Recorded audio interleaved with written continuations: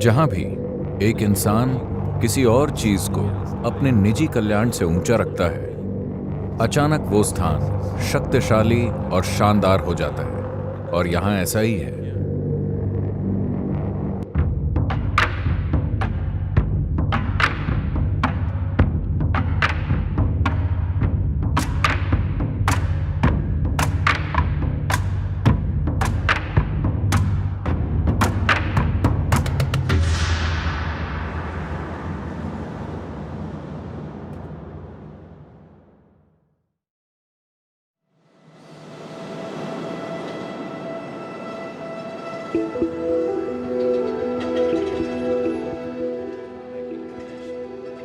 एक राष्ट्र के निर्माण में उस राष्ट्र की सीमाओं की सुरक्षा सबसे महत्वपूर्ण है।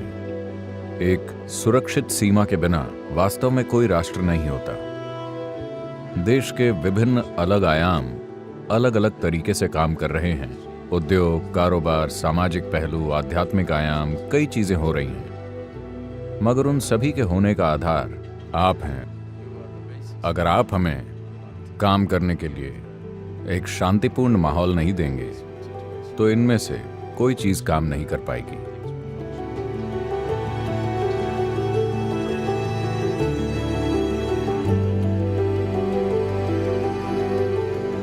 इतनी मुश्किल जलवायु और इलाके में जितना बढ़िया काम किया जा रहा है, इसकी हम बहुत बहुत सराहना करते हैं। इसीलिए इस योग दिवस पर मैंने उनसे पूछा कि उनकी सबसे मुश्किल जगह कौन सी है, मैं वहीं जाना चाहूंगा। तो उन्होंने कहा सियाचिन। तो अब मैं यहाँ सियाचिन के रास्ते में हूँ। I'm overwhelmed with privilege to be with all of you. मैं आप सभी के साथ होने के सौभाग्य से अभिभूत हूँ। अगर एक इंसान को चरम हालात में काम करना है तो सबसे महत्वपूर्ण पहलू है संतुलन, स्पष्टता और जो हम कर रहे हैं उसके प्रति उत्साह का असीम भाव। योग में कुछ ऐसे आयाम हैं जो एक इंसान के अंदर मजबूती और संतुलन के बिल्कुल नए आयाम लाते हैं। अंगमर्दन जैसी शक्तिशाली प्रणालियां हमने सीमा सुरक्षा बल, इंडो तिब्बतन बॉर्डर पुलिस और सीआरपीएफ के लिए की हैं। वही हम भारतीय सेना के लिए भी करना चाहेंगे।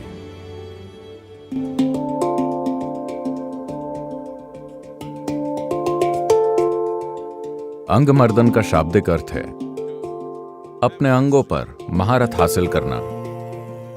आप अपने अंगों को ऐसा बना सकते हैं कि ऐसा लगता है मानो आपका शरीर है ही नहीं। आप उसे महसूस ही नहीं करते। उसे उस स्थिति तक ले आना और ऐसे मुश्किल हालात में रहने वाले लोगों के लिए यह बहुत ही फायदेमंद होगा।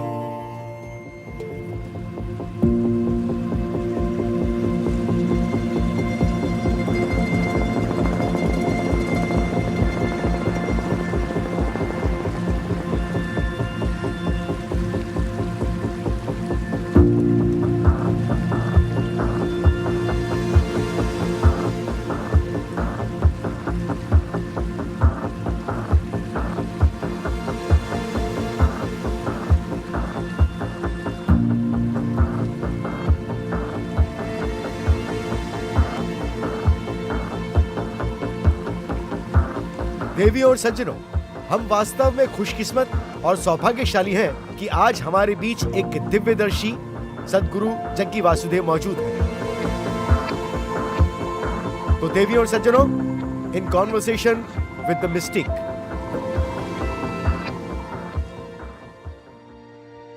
सद्गुरु जी नमस्कार। हम लेह में हैं, जो कि 14 कोर का हेडक्वार्टर है। सेना के इस कोर का मौसम सबसे कठोर होता है, सबसे कठिन इलाका है और यह जगह दो दुश्मनों से घिरी है और बहुत ही संवेदनशील है। सद्गुरु जी, कृपया इस जगह की समस्याओं के समाधान के बारे में आप अपना नजरिया बताएं। नमस्कारम और आप सभी को गुड इवनिंग। चीजों से निपटने के दो तरीके हैं। एक है दुश्मन को खत्म करना, दूसरा है दुश्मनी को खत्म करना। मुझे लगता है कि एक दुश्मन के मामले में अगर हमारे अंदर चाहत हो तो हम आसानी से दुश्मनी खत्म कर सकते हैं और दोस्ती के पुल बना सकते हैं। ये बिल्कुल मुमकिन है। दूसरे वाले के बारे में मैं कुछ नहीं कहना चाहता। वहां हालात अलग हैं।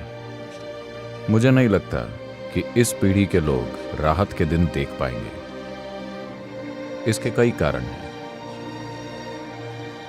लेकिन एक संभावना मौजूद है।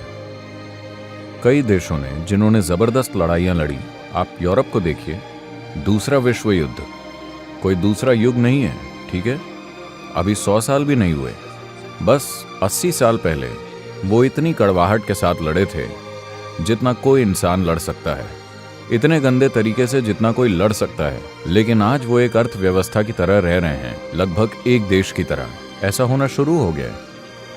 कुछ समस्याएं हैं, पर शुरुआत हो रही है। शायद एशिया के लिए भी हम कुछ वैसी कल्पना कर सकते हैं। यह संभव नहीं है।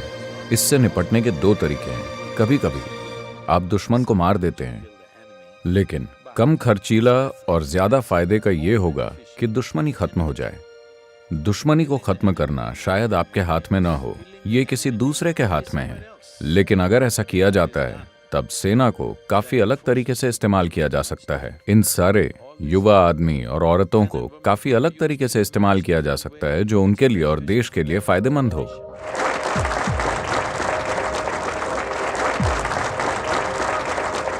यहाँ मौजूद सभी जवान, हम सभी को आप पर बहुत गर्व है।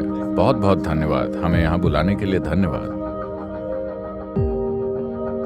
ले पहुंचने के बाद हमने यहाँ अधिकारियों के कई समूहों से बात की और अलग अलग समूहों और बटालियंस में योग भी सिखाया है।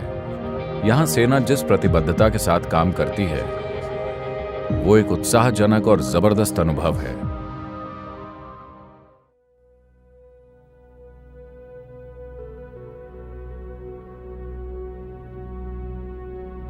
धन्यवाद सर, बहुत बहुत धन्यवाद। आपसे मिलकर बहुत अच्छा लगा। धन्यवाद सर।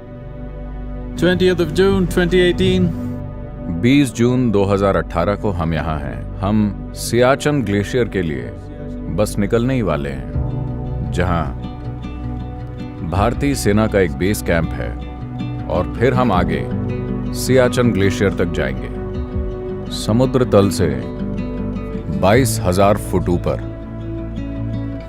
जिसे धरती की सबसे ऊंची रणभूमि कहा जाता है। हमारी सेना यहाँ कई तरह की तकलीफों से जूझती है। जरूरी नहीं है कि लड़ाई सिर्फ सीमा पर हो। यहाँ हर दिन अपने आप में एक लड़ाई है, मौसम के साथ, ऊंचाई के साथ और यहाँ के इलाके के साथ। मगर जुझारू युवाओं का दल देश और देश के लोगों की सेवा में 180 दिनों तक छोटे छोटे बंकरों में रहता है। योग उनके लिए एक जबरदस्त साधन हो सकता है। इन पहाड़ों पर गाड़ी चलाना बहुत रोमांचक है, और एक मुकाम पर हम खारदुंगला दर्रे से भी गुजरेंगे, जो समुद्र तल से करीब 18,400 फुट की ऊंचाई पर है। हम आपके बहुत बड़े फैन हैं। हम आपके वीडियो सुनते रहते हैं, आपके सारे वीडियो। आपसे मिलकर सच में बहुत अच्छा लगा। I will be at Siachen tomorrow. All the best for you. धन्यवाद। हम खारदुंगला दर्रे की ओर बढ़ रहे हैं। रेंज रोवर को शुक्रिया कि हम थोड़ी स्पीड से यात्रा कर पा रहे हैं।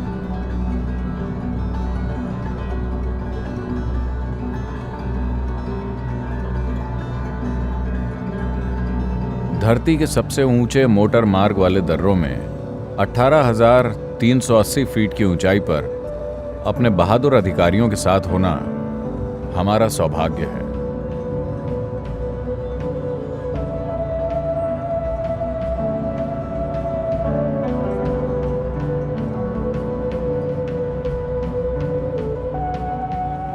अब हम खारदुंगला दर्रा पार करने के बाद नीचे की ओर जा रहे हैं। रास्ते में हम नॉर्थ पुलू से गुजरे, जहां एक छोटा सा आर्मी ट्रांजिट कैंप है। वहां हमने अधिकारियों के साथ थोड़ा सा पूल खेलने का आनंद लिया, और अब हम सियाचन बेस कैंप के रास्ते में कलसर की ओर बढ़ रहे हैं। मेरे ख्याल से सभी पर्यटक कलसर पर रुकेंगे। यहाँ आप बहुत से मोटरसाइकिल सवारों को सड़क पर देखेंगे। इनमें से कई दक्षिणी भारत से हैं। ये बहुत अनोखा दृश्य है। ये दो आदमी मोटरसाइकिल चला रहे हैं और सामने एक महिला स्कूटर चला रही है। इस इलाके में स्कूटर चलाने के लिए उस महिला को सलाम, वो काफ़ी अच्छा चला रही है। आप देख रहे हैं, अब हम उससे आगे निकलने वाले हैं। ये करीब करीब तिब्बत के पठार के एक एक्सटेंशन की तरह है। मेरे ख्याल से ऐसा ही है। अद्भुत जगह। ये भारत का सबसे असाधारण हिस्सा है। यहाँ हर भारतीय को आना चाहिए। हर किसी को ये जगह देखनी चाहिए। अगर आप तिब्बत नहीं गए हैं तो ये आपके लिए तिब्बत की एक झलक है। वाह, इस चट्टान को देखिए, क्या घाटी है। No. Are we driving too fast for you? और कल हम योग सत्र करेंगे क्योंकि कल अंतर्राष्ट्रीय योग दिवस है।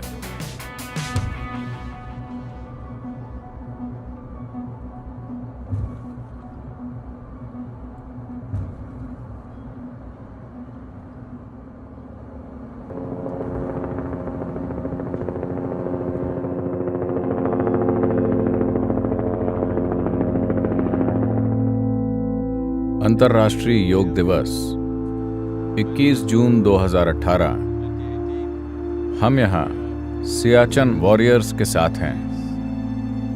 हमारे देश के सबसे बहादुर लोगों के साथ यहाँ होना मेरे लिए सौभाग्य और सम्मान की बात है। आपके बीच यहाँ होना हमारे लिए गर्व का पल है, क्योंकि दुर्भाग्य से ज्यादातर देश ये नहीं जानता कि आपके जैसे लोग देश को सुरक्षित और ठीक रखने के लिए किन किन चीजों से गुजरते हैं। हमारे जीवन में जो भी गतिविधि और उपलब्धियां हैं, उनका आधार आपकी सेवा और बलिदान है।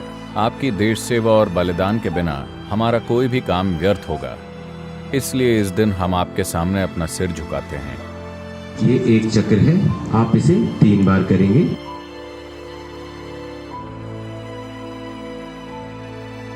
जब हम कहते हैं कि आप योग में हैं, तो इसका मतलब शरीर को मरोड़ना या कुछ और करना नहीं है। योग का अर्थ है मेल। जब आप हर चीज के साथ मेल के एक भाव में हो, तो कोई फर्क नहीं पड़ता कि आप कौन हैं, आपका काम क्या है, आप क्या मानते हैं, क्या नहीं मानते। ये निश्चित रूप से आपके जीवन में रोशनी ले आएगा। और सबसे बढ़कर इस ठंडी चढ़ाई में मानव शरीर का तापमान ऐसा है कि हम इस जलवायु के लिए नहीं बने हैं। निश्चित रूप से हम खुद को ढक कर रखते हैं, बहुत सारी चीजें करते हैं, मगर शरीर में आंतरिक तौर पर ऊष्मा या गर्मी का एक स्तर विकसित करने का एक तरीका है। योग की एक प्रणाली है जिसे अंग मर्दन कहते हैं। मेरे ख्याल से अगर हम इसे सही संदर्भ में आपके जैसे लोगों के लिए शुरू करें, जो लोग हर दिन बहुत ज्यादा ठंडे मौसम और बहुत ज्यादा शारीरिक मेहनत की स्थिति में रहते हैं, तो ये काफी मददगार होगा।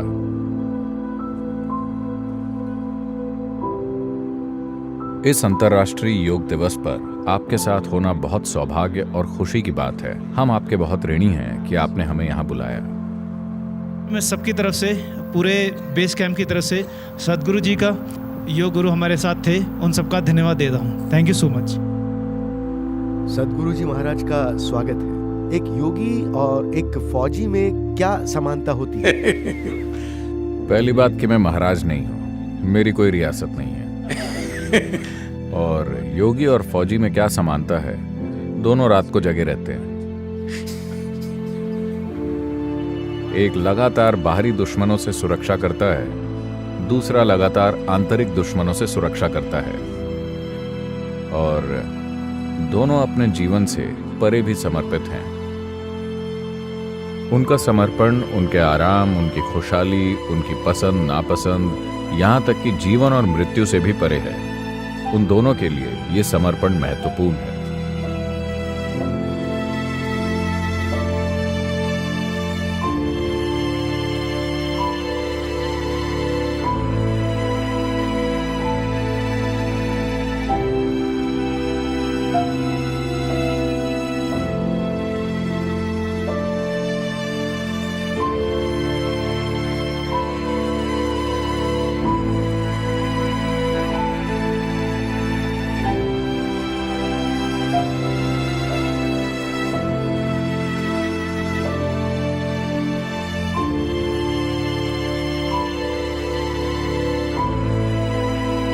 सुनिए, मैं हा हा कहूंगा, आप ही कहिएगा।